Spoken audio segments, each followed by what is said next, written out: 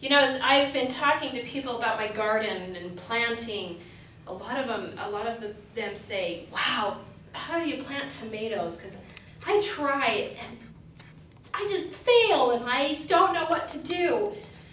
And they get like this big eye look like they're a deer in headlights. And I thought, you know, planting tomatoes really isn't that intimidating. It's actually easy and fun and rewarding. And I thought, why not let you guys know how to do that?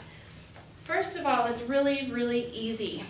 The first thing that you need to do is find a sunny location in your garden, somewhere that has about 8 hours of sunshine a day. That way the tomato has enough time to do its thing, you know, chlorophyll, that whole science thing. Then, once you have picked out your location, you want to dig a trench. Preferably something about this deep, you know, that way there's enough room for you to put the plant and for it to grow and spread. When you've done that, the one thing that I do when I plant mine is I get a 2-liter pop bottle. And you always wonder what to do with these after a party or, you know, anything else that you've done with them. And you poke holes all the way around the perimeter of it. And then you bury it next to the tomato plant, about that far away from the base of the plant. And you can even space them around any other tomato plants that you have. And what that does is it delivers water right to the roots and help the plant to grow better. Tomatoes love it when they get the water right at their roots. Then you're going to put that tomato plant in the hole that you've buried. And before you do that, your tomato plant's probably going to be about this big.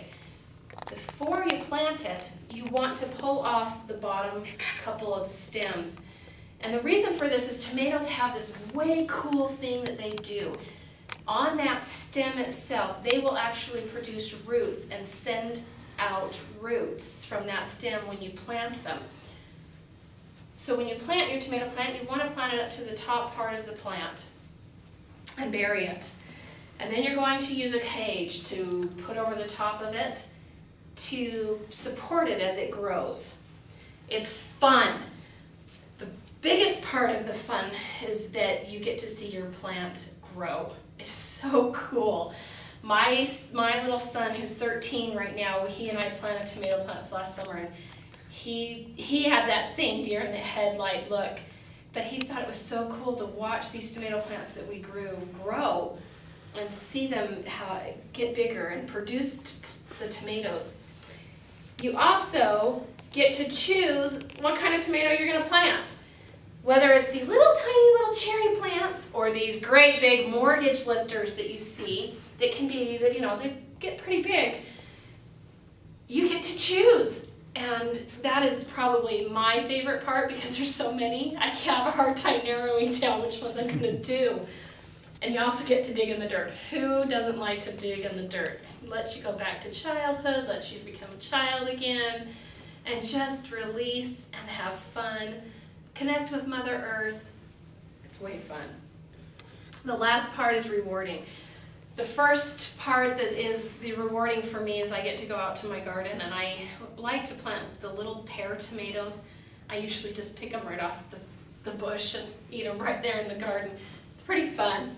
And they taste so delicious straight from the garden. The other thing I like to do is I like to can my own tomatoes.